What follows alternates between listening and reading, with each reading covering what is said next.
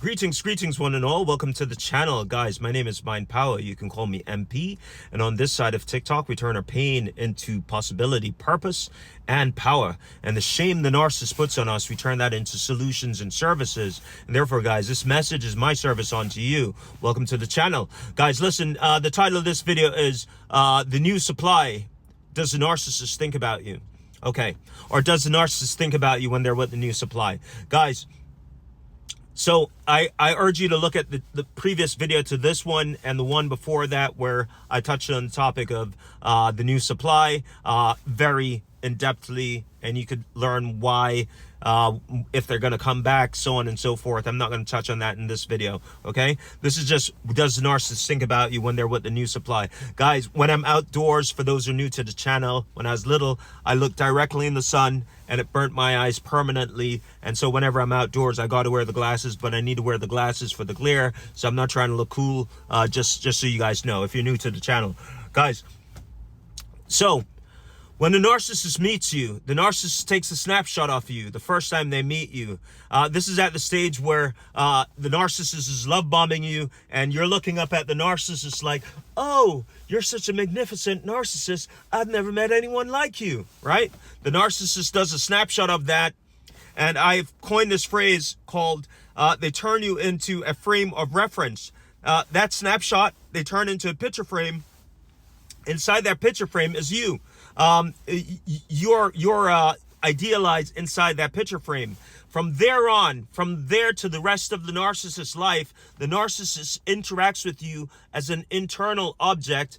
We call it an interject, right? It's like an emoji, an avatar, an android, a robotic, futuristic alien being is who they're interacting with. When a narcissist interacts with you in person, the narcissist is not interacting with you. They're mimicking you. They're acting. They're pretending. It's like it's what they have to do because they cannot interact in real time with real people. They only can interact with frames of references, right?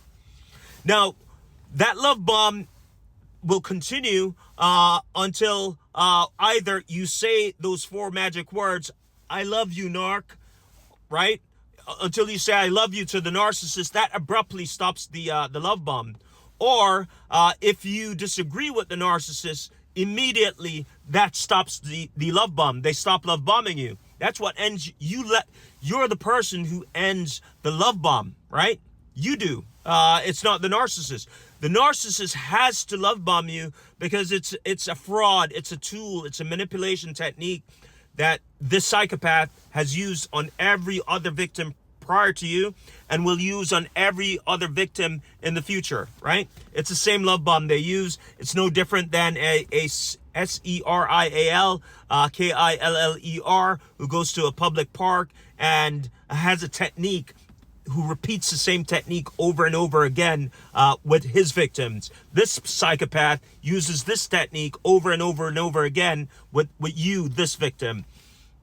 And so the moment you get out of line and start challenging the narcissist for coming in late, for stealing money, for emptying the bank account, for going on a shopping spree that they weren't authorized to do, etc., run up your credit card, whatever they have done, give you a venereal disease, whatever they have done, okay? And you put your foot down, that stops the love bomb, and that's when the love bomb stops. Normally, it's about 4 to 6 weeks, where the narcissist can't maintain acting for so long consistently every day. And so you start seeing through the cracks and you start challenging the narcissist, and that ends the fantasy they have in their head with you. And now you become an external object, not the interject in their mind, an external object. And that external object is re-idealized into a persecutory object, a phrase I coined, meaning you are someone now who is to be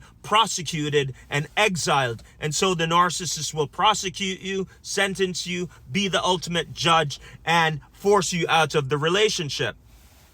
Now, guys, unbeknownst to you, you never end the initial relationship with the narcissist.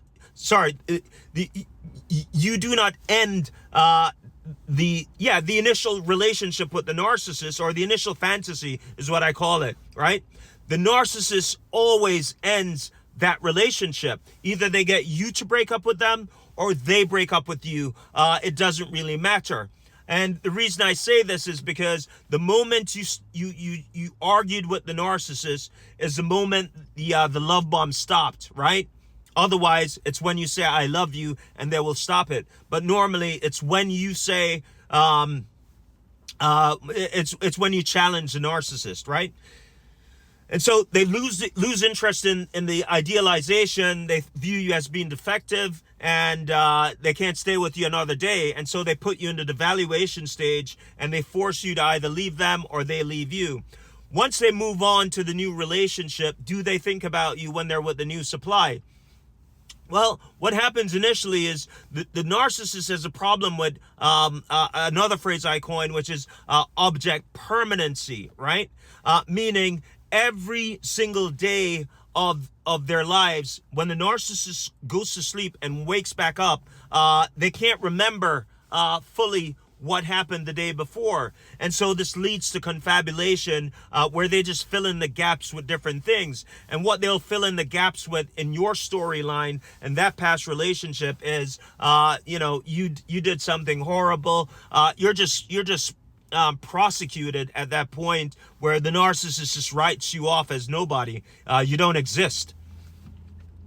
At this stage, the narcissist is now love bombing the new supply. You understand? And so that love bomb is going on. The narcissist is working hard, double overtime to secure this fantasy with this new person. And ultimately, what will happen is, just like with you being a regular human, you got to put your foot down with the narcissist for some transgression, some slight, some indifference, some fake apology, some blame shifting, some gaslighting, or any of the above. And you'll say, listen, you got to stop doing this. And the moment that person, the new supply, does that, the narcissist switches again from idealizing that person. Love bomb is over, and now they move that person over into a persecutory object, someone to be prosecuted, and they moved into the devaluation stage. And so what happens from there is, the moment they go back into the devaluation stage, that person, every time you challenge the narcissist to that degree where they switch over and view you as a persecutory object, someone to be punished, what happens with the narcissist is they stop getting supply from you, or the positive fuel that they're getting from you. Now they are on the attack. Now they have to persecute you, and that's what we call devaluation. They no longer view you as a idealized person, and so you could try as much as you want to win back the heart and mind of the narcissist, but what you'll notice is they reward you with punishment for every good deed you do. After the love bomb phase, you are to be punished, and so that's what they'll do. So for with regards to the new supply, right at that breakup stage, the narcissist will re-fantasize you, because they need someone else for supply, and they go back to their past partners because you're the easiest target they can get back into a relationship with. To find someone, the narcissist makes selections on whether to be with you based on your personality type, right? So it's not what people say. There's a lot of misinformation online. The narcissist selects you because of your personality type.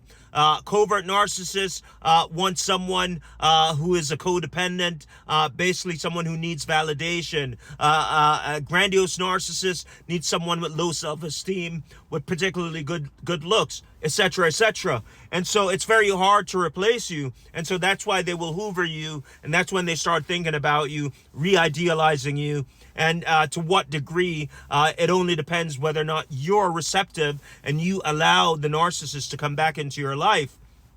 right?